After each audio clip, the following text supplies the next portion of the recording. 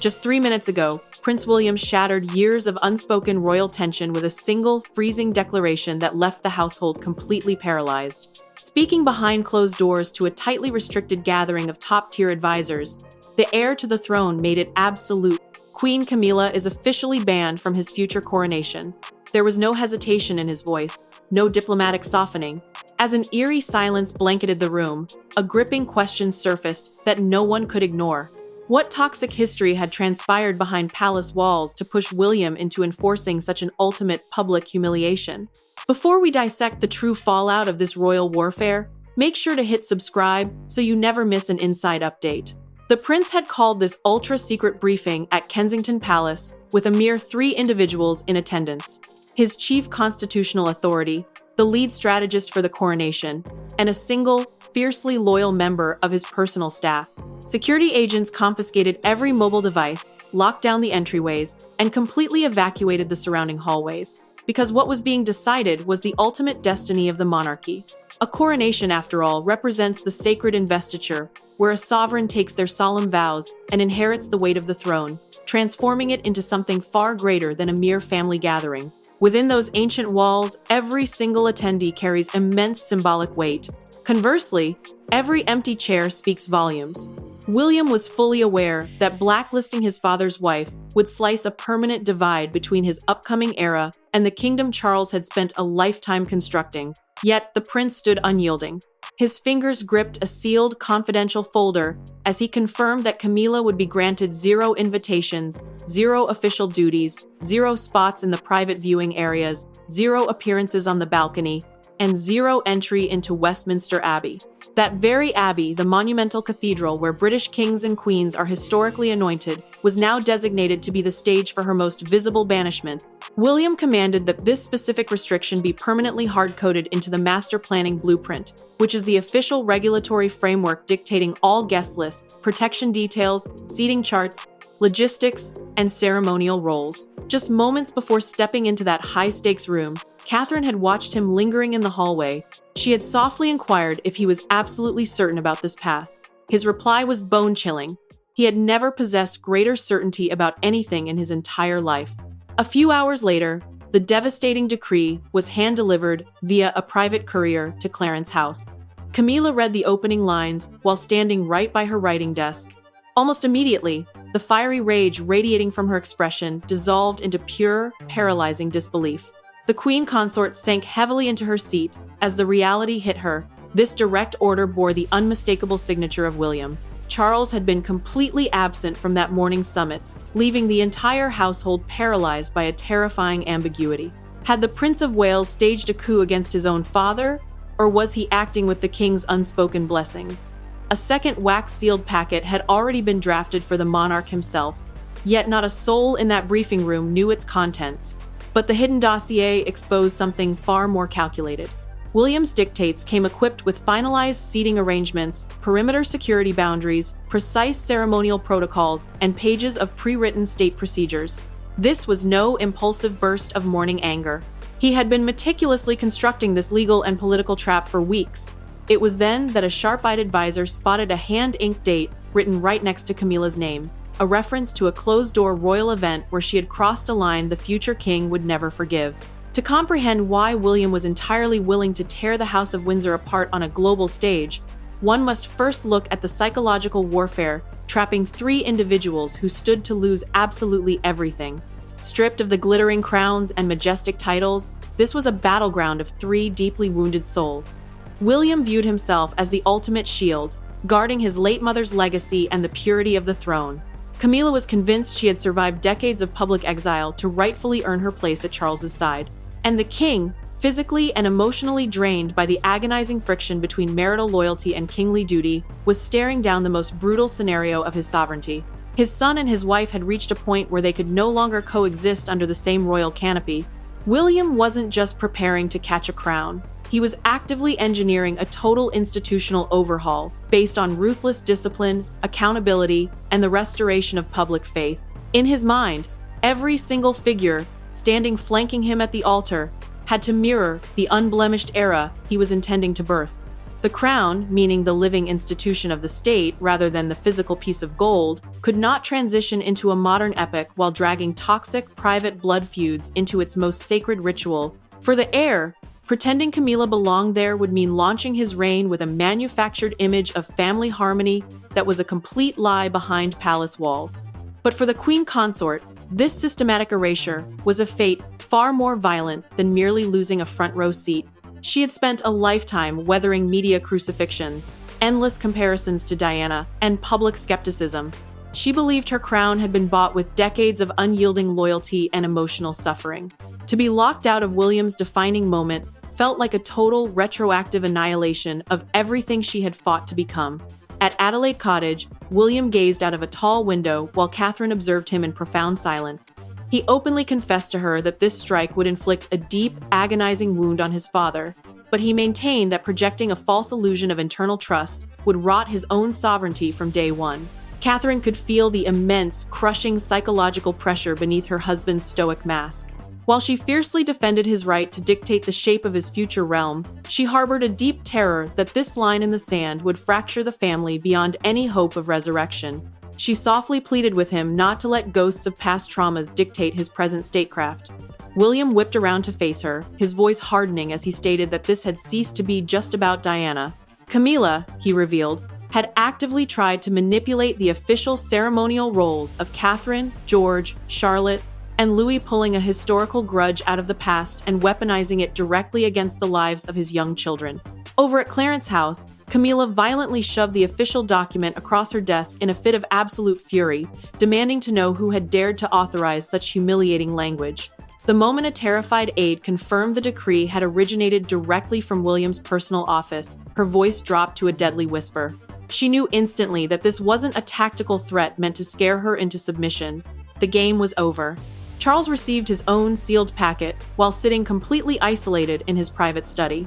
He scanned the icy directives twice, turned the parchment face down on the mahogany desk, and sat in absolute eerie silence while his personal secretary waited by the door.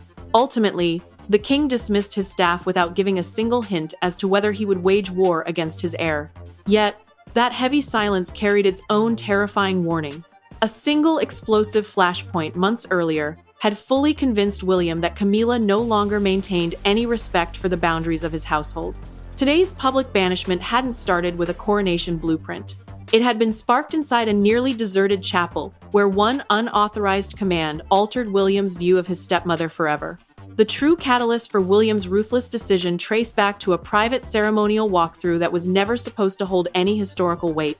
There were no flashing cameras, no roaring crowds, and no rehearsed speeches, just a handful of senior royals standing inside the cold stone walls of St. George's Chapel. Yet, within a matter of minutes, a sharp dispute over a single ceremonial position unmasked a power struggle far vaster than seating arrangements or court etiquette. William would forever look back at that specific afternoon as the precise moment Camilla crossed from being merely difficult to becoming an existential threat to his future monarchy. The family had assembled for a locked rehearsal tied to an upcoming state service, a session designed to lock down entrances, walking orders, procession pacing, and the exact physical positions of senior royals before the public eye arrived. St. George's Chapel, an ancient bastion of royal history, possesses immense symbolic real estate, meaning even a microscopic alteration sends a massive political shockwave. William fully expected Catherine and their offspring to occupy the exact formation previously greenlit by his own office. George was to remain pinned to his father's side, while Charlotte and Louis were anchored next to their mother, a visual representation of their status in the direct line of succession, the immediate bloodline inheriting the empire. Then, Camilla disrupted everything.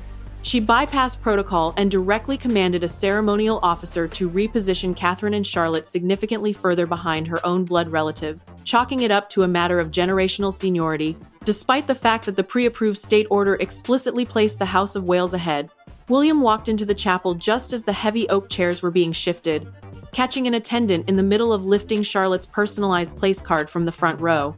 He watched it being walked toward an obscured rear bench. Without ever raising his voice, the prince marched across the stone floor, snatched the card out of the staff member's hand, and slammed it back into its original front row spot. Camilla confronted him right by the choir stalls, sharply reminding him that as long as Charles occupied the throne, the king's household dictated all ceremonial precedents, meaning the legal ranking that determines who walks or stands ahead of whom. William shot back with icy precision, stating that his wife and young daughter would never be pushed into the shadows to feed anyone's private delusions of power. Charlotte stood mere inches from Catherine, completely silent but visibly absorbing the heavy psychological warfare. Her mother placed a fiercely protective, reassuring hand on the young girl's shoulder while William visibly fought to keep his rage from boiling over. Seeing his little girl forced to navigate an ugly palace turf war made it impossible for him to ever let this go. Following that disastrous rehearsal, the prince unearthed evidence showing that this move had been entirely premeditated. A secretly altered layout had already been wired to two separate ceremonial coordinators working directly under Camilla's payroll, proving she fully intended to make this demotion permanent. Charles later approached his son in private, begging him to drop the matter for the sake of institutional harmony. William gave a nod of public compliance, but behind closed doors, he issued a strict command to his staff to meticulously log every single instance where the Queen Consort's camp attempted to undermine Catherine or his children. That exact paper trail became the devastating dossier weaponized in his final ultimatum. The moment Camilla discovered the existence of this secret file, she demanded an immediate, face-to-face showdown. Neither of them entered that room, willing to yield an inch. The chapel walkthrough had exposed the underground war. But the face-to-face clash that followed would tear away every remaining shred of royal politeness between the future sovereign and the woman he now deemed completely out of control. There were absolutely no advisors present in that room when William and Camilla finally locked horns, no private secretaries to soften the blows, no ceremonial handlers to intervene, and no king to shield either side. The heavy door clicked shut behind William, and decades of suffocating, buried resentment walked in right alongside him. Camilla had entered the room prepared to defend her institutional rank. Instead, she found herself staring at a future king who had already decided that her reign over his wife, his children, and his upcoming era was terminating right then and there. The explosive meeting unfolded inside a secluded sitting room at Clarence's house, mere days after the chapel incident. She had forced this confrontation because William's formalized written grievance had deeply embarrassed Charles's staff and turned a minor rehearsal spat into a permanent state record. Camilla slid the internal report across the polished table, bitterly accusing him of twisting a basic logistical adjustment into an intentional declaration of war. William refused to sit. He wrapped his hands tightly around the back of a chair, looking down at her as he fired a single question. Had she or had she not ordered Charlotte's physical placement to be downgraded? The Queen Consort countered coldly, stating that maintaining the royal hierarchy demands uncomfortable choices, and that Catherine could not expect every single state event to spin around the universe of the Wales family. Royal hierarchy, in palace terms, is the rigid legal ranking that determines which bloodlines receive the highest visibility during state functions. William hit back, his voice dropping an octave, stating that this had nothing to do with vanity and everything to do with using backdoor palace leverage to deliberately marginalize his wife and daughter. His composure remained terrifyingly steady until Camilla dismissively referred to Charlotte as merely one of several grandchildren. The prince violently yanked the chair back from the table, its wooden legs screeching loudly across the floor as he delivered a lethal warning. Never speak of his daughter again, as if her birthright were a disposable pawn. Camilla's fury instantly hardened into a wall of wounded defiance. She fiercely reminded him that she had survived decades of global vilification and public psychological warfare just to stand by Charles, and she refused to be treated like some fleeting footnote waiting to be erased the moment William took the crown. Then, she unleashed the one truth neither of them had ever dared to articulate aloud. He was still punishing her through the ghost of Diana. William didn't deny it. He openly stated that his mother's immense trauma would forever carry weight, but he made it clear that this coronation ban was a direct response to Camilla's current toxic maneuvers. He rattled off a precise list of her recent offenses, attempting to strip Catherine of her official state responsibilities, blocking George's access to historical ceremonial roles, physically demoting Charlotte's placement, and bypassing his office to issue rogue directives.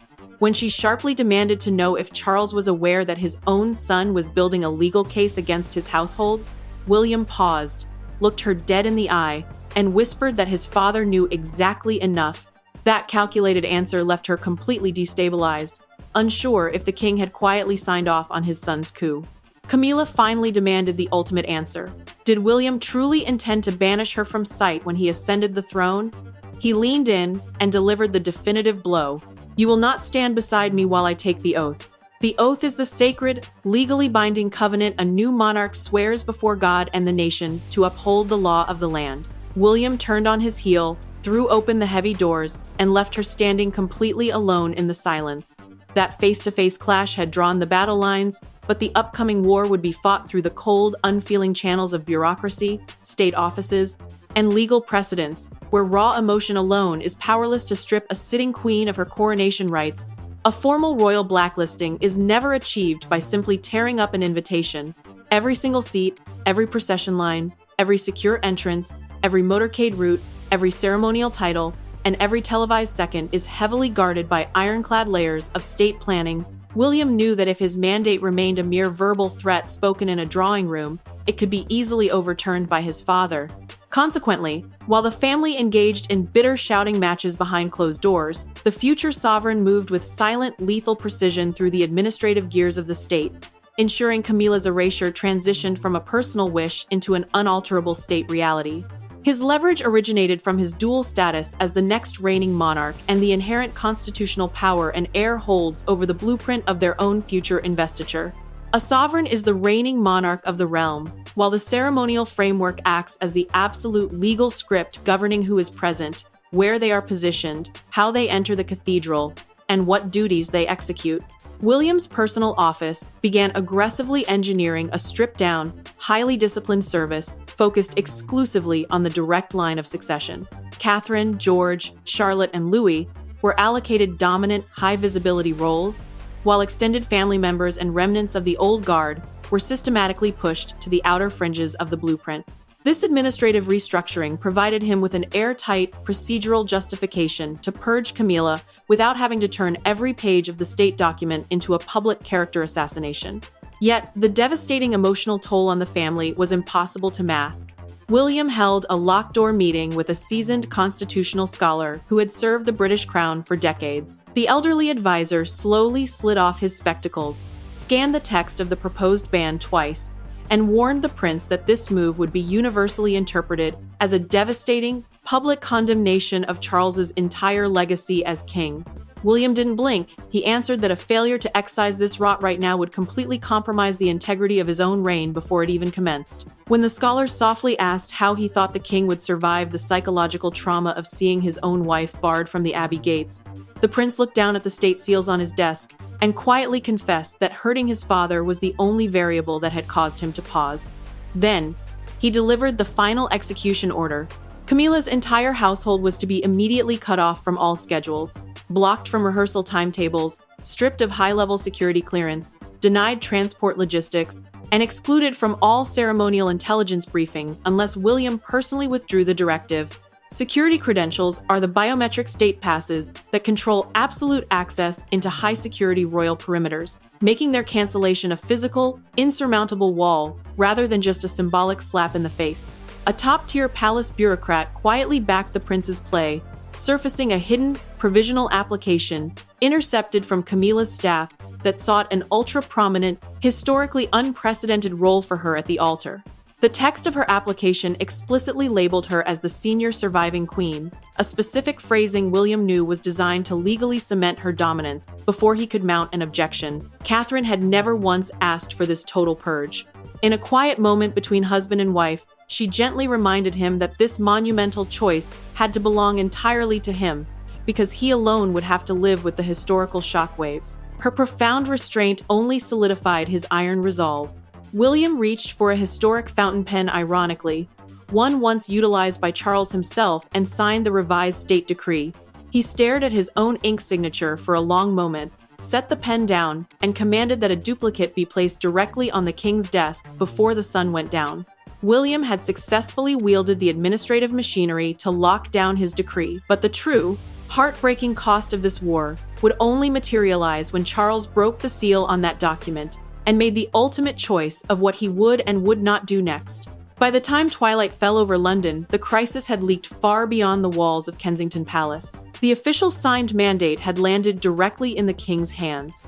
Camilla's entire staff found themselves abruptly locked out of crucial state planning channels, and fiercely loyal palace employees began receiving baffling new operating orders. Yet, the most agonizing strike to the queen consort didn't stem from William's cold phrasing. It came from Charles's paralyzing inaction. Camilla had fully expected her husband to execute his absolute monarchical power to rip up the ban immediately. Instead, the king scanned the signed decree, slowly closed the leather folder, and allowed the administrative guillotine around his wife's royal status to drop. Clarence House received a cold, formalized notice stating that her legal representatives were officially terminated from all future coronation summits. Her digital calendar access vanished overnight. Scheduled strategic briefings were summarily deleted, and 2 high-ranking ceremonial coordinators were immediately reassigned to William's personal department. The Lord Chamberlain's office, the powerhouse royal institution tasked with governing all major state ceremonies and the domestic layout of the households, was instructed to execute the new, streamlined formation without a single moment of delay. The systemic purge rippled silently but brutally through the palace corridors, and not a single staff member misread the writing on the wall. Aides who had once treated Camilla's permanent ascendance as an unshakable fact suddenly began backing away from commitments, fully aware that the prince's signed mandate carried the absolute, impending weight of the future sovereign. Camilla burst into Charles's private study, clutching the eviction notice tightly in her hand, and slammed it down directly on top of the paperwork he was reading. She stood over him, waiting for an explosion of kingly protection. He remained frozen in his armchair, looking completely hollowed out by the impossible choice before him, and whispered only that William had made his terms unalterable. The queen consort, her voice trembling, demanded to know if her husband possessed any intention of fighting for her honor. When Charles failed to offer an immediate answer, she reached up to her lapel, violently unpinned the historic diamond brooch anchored to her dress, dropped it onto his desk with a metallic click, and whispered that silence was a choice from which there was no return. She turned and swept out of the room before the monarch could even attempt to speak. Charles stared down at the discarded diamond brooch long after the echo of the door closing faded away. He was torn apart. He desperately wanted to shield the woman who had acted as his emotional anchor through decades of global scandal, media vilification, and intense isolation. Yet, he was equally terrified of triggering a permanent rift with the son who was destined to inherit his entire life's work. Forcing William to scrap the document risked igniting an all-out constitutional crisis, meaning a catastrophic systemic war over the legal boundaries of royal prerogative, and would likely banish the future king from his life. Forever. Camilla saw zero nuance in his hesitation. To her, the banishment was an act of pure cruelty. But Charles's refusal to go to war for her?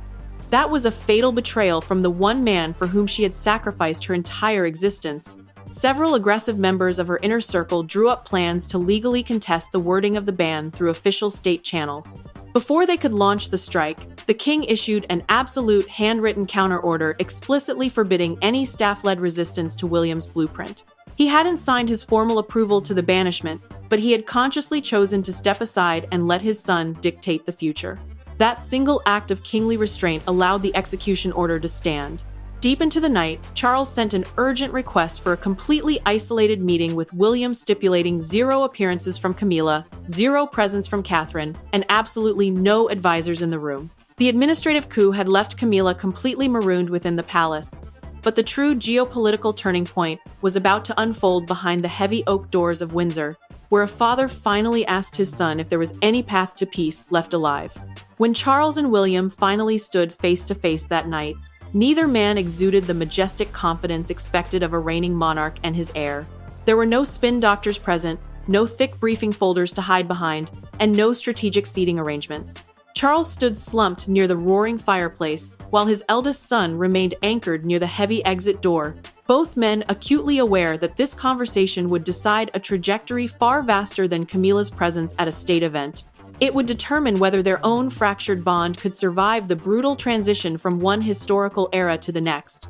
The king had called William to this secluded room within Windsor Castle under absolute radio silence, commanding the guard detail to bar anyone from entering. The high-stakes summit was completely omitted from the court's circular, the official public record utilized to log all state engagements and royal business. This was never meant to be a cold negotiation between a sovereign and his successor. This was a raw, unfiltered reckoning between a father and a son who had avoided the ugly truth for far too many years. Charles poured 2 glasses of water with a shaking hand, but neither man moved to touch them. He looked up and asked his son if erasing Camilla was truly a matter of state security, or if William was simply weaponizing his future crown to avenge childhood wounds the family had never possessed the courage to heal.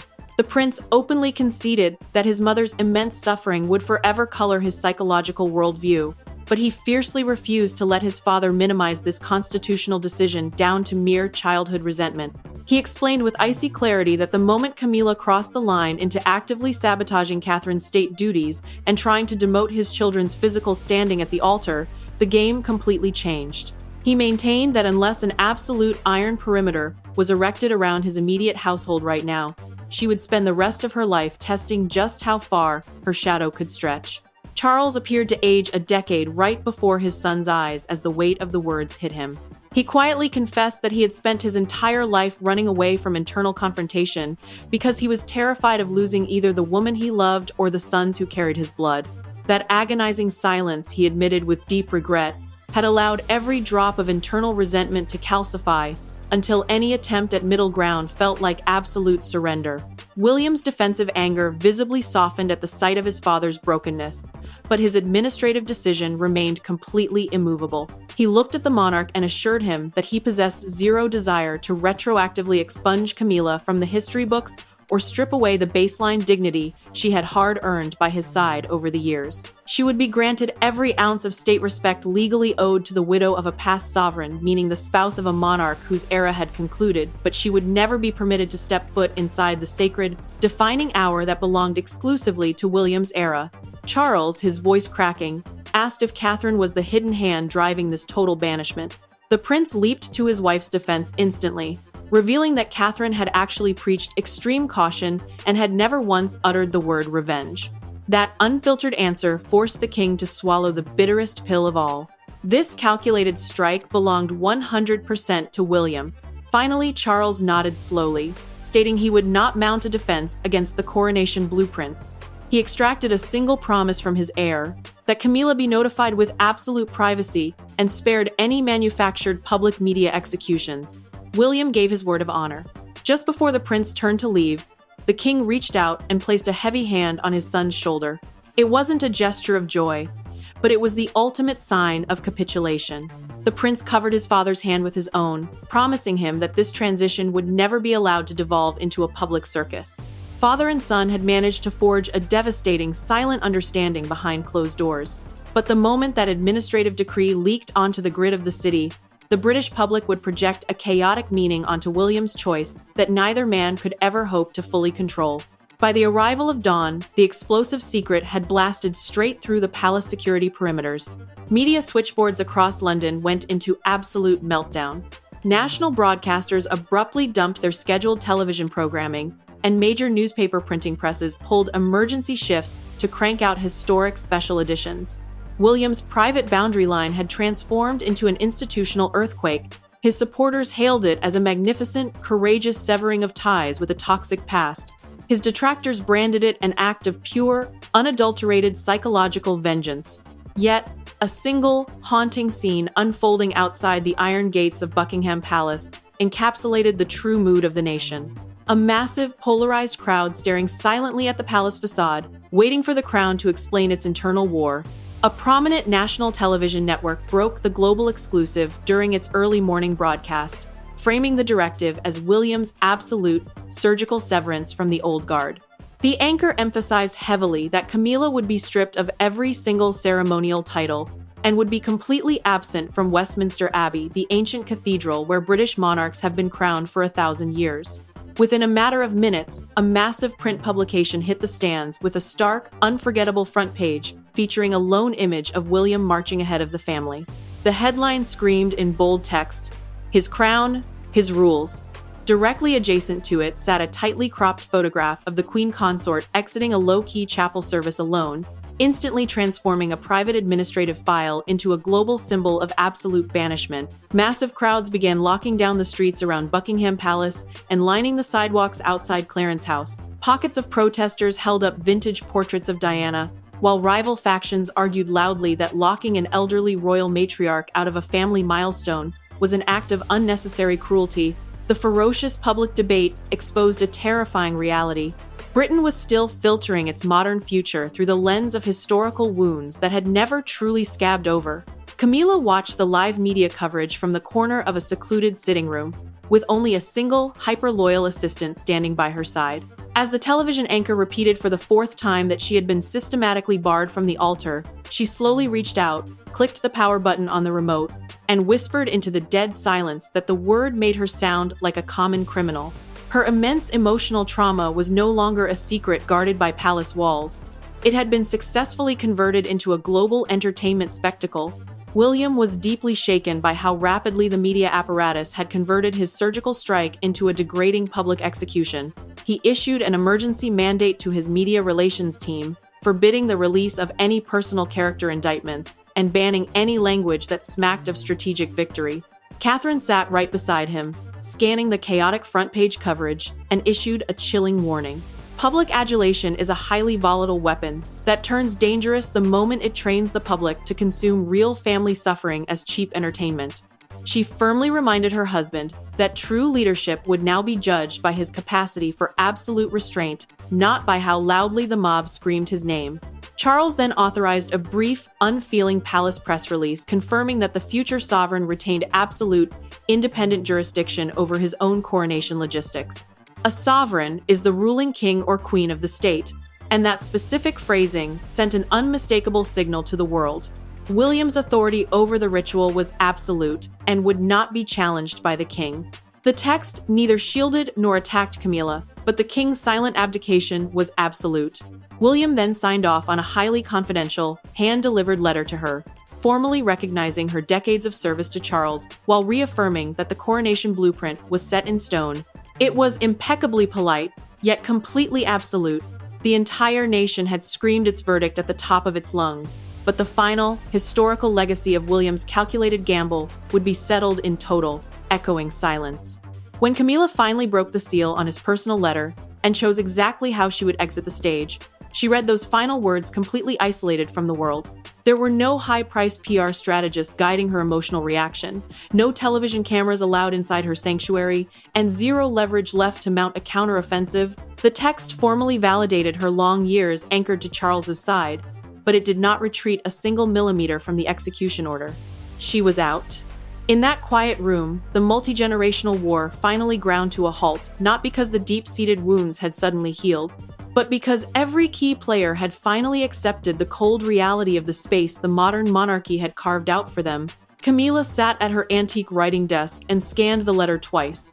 During the second reading, her eyes lingered on the sentence confirming that the upcoming investiture would center exclusively on the incoming sovereign, his consort, and the immediate heirs to the throne. A consort is the official spouse of a reigning king or queen, while direct heirs represent the immediate bloodline next in line to inherit the crown. Her boiling rage slowly evaporated into a heavy, profound sadness. She realized with absolute clarity that no amount of screaming, emotional blackmail, or political intervention from Charles could ever rebuild her broken pedestal. The very institution she had broken her life to enter was moving into the future without her at its most defining moment. Camilla dipped her pen into the ink and drafted a concise, dignified response, stating that she fully recognized William's absolute authority over his own investiture and would never challenge the state arrangements in the public eye.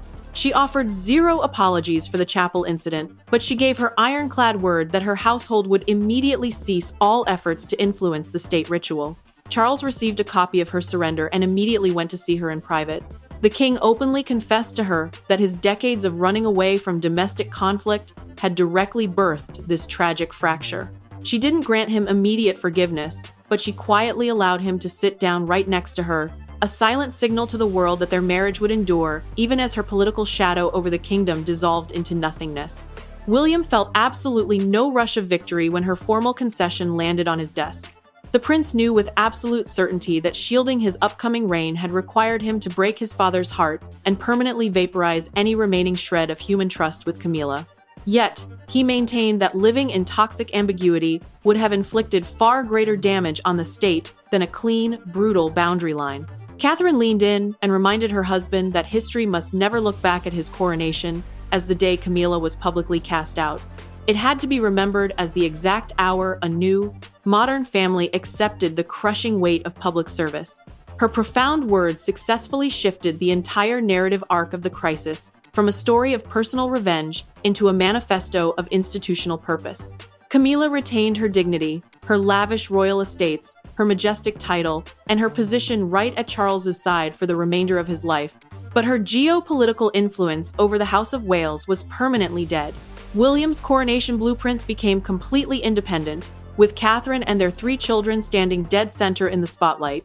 This historic banishment was never just about avenging Diana or a petty dispute over chapel seating cards. This was William's definitive declaration to the world that his upcoming era would not inherit the toxic rivalries, the dirty secrets, and the paralyzing silences of the past. Charles accepted the reality that he could not govern his son's future. Camilla accepted the bitter truth that immense sacrifice does not buy permanent power. And William accepted the reality that true leadership occasionally demands inflicting profound pain without ever throwing a party.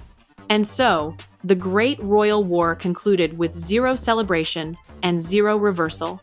Camilla stepped into the shadows, Charles let go of the reins, and William marched directly toward the crown, having successfully executed the first irreversible decision of his upcoming reign. Thanks for watching. Please don't forget to like and subscribe, and we will see you in next.